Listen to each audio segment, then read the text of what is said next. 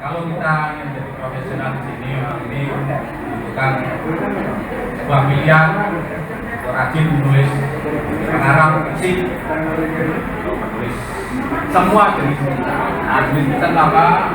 Itu nanti kita yang akan belajarnya di sini. Setelah banyak teori yang kita miliki, Bapak dan Ibu miliki dari akademis, sekarang hanya menurunkan derajat untuk menjadi seorang menulis, pemulung kata-kata dan membuat tulisan. Karena biasanya kalau penulis atau pengarang ini yang murni, dia itu hanya kerjanya mengarang menulis, dan yang menjadikannya sebuah kajian akademik adalah Bapak dan Ibu insan akademik di Universitas Negeri Surabaya, Universitas Airlangga, dan saya bisa mengatakan demikian karena dari novel saya yang belakang itu dibikin skripsi, ada tesis, lalu penelitian oleh ada lebih dari 10 universitas, macam-macam bahasa. Beberapa nabi bikin skripsi, ada juga di beberapa universitas yang khususnya Fakultas Sastra atau Bahasa dan Sastra, Fakultas Pendidikan Bahasa dan Sastra atau Fakultas Murni Sastra atau Fakultas Ilmu Budaya, dan juga Fakultas Ilmu Komunikasi membuatnya. Demikian juga ada buku pelajaran saya 13 perempuan. Nah, jadi demikian Bapak dan Ibu adalah insan akademik intelektual yang menyoroti tentang pengarangan dan penulisan dalam bentuk kajian akademik, baik itu skripsi, tesis, disertasi maupun penelitian, jurnal penelitian. Nah, untuk mengintensifkan ini akhirnya menjadi sesuatu yang sangat bermakna, maka kita melakukan dan bicara dengan literasi baca tulis. Di mana prinsipnya, karena ini literasi tidak hanya baca tulis, banyak literasi yang lain, literasi keuangan dan sebagainya. Prinsip itu baca tulis, semua bisa membaca dan semua bisa menulis.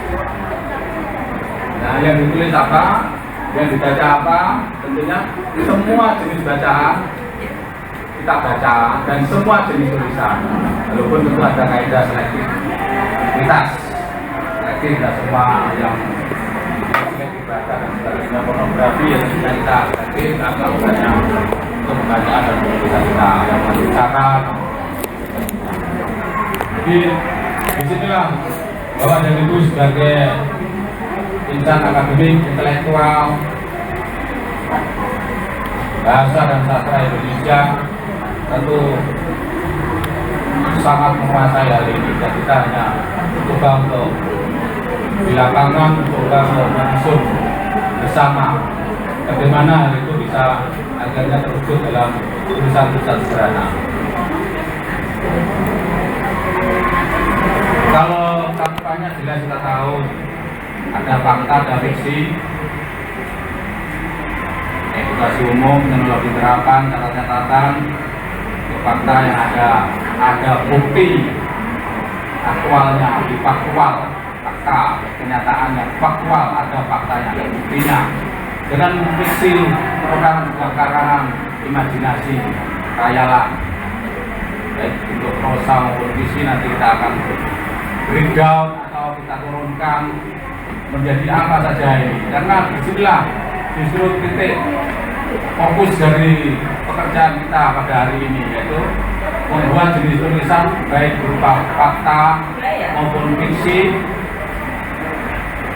Nanti Bapak Ibu akan memilih sendiri kira-kira yang cocok dengan Bapak dan Ibu yang mana.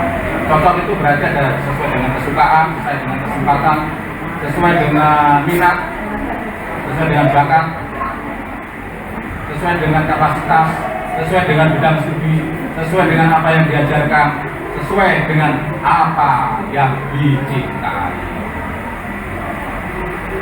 Nanti kita akan turunkan. Karena mengapa hal ini penting? karya kelas dunia. Kelas dunia itu yang gimana? Orang biasanya pikirkanlah seluas-luasnya setinggi-tinggi, gantungkanlah cita-citamu setinggi langit, dan itulah alam semesta. Ke dunia itu macam-macam, ada dunia yang mikro, meso, menengah, dunia yang luas, makro. Semuanya adalah kelas dunia. Kelas dunia kita pada saat ini adalah ya sesuai dengan apa yang kita miliki, kita praktekkan. Nanti kemudian menjadi kelas dunia yang sebuah dalam arti secara umum diterima oleh masyarakat banyak, itu adalah sebuah hadiah.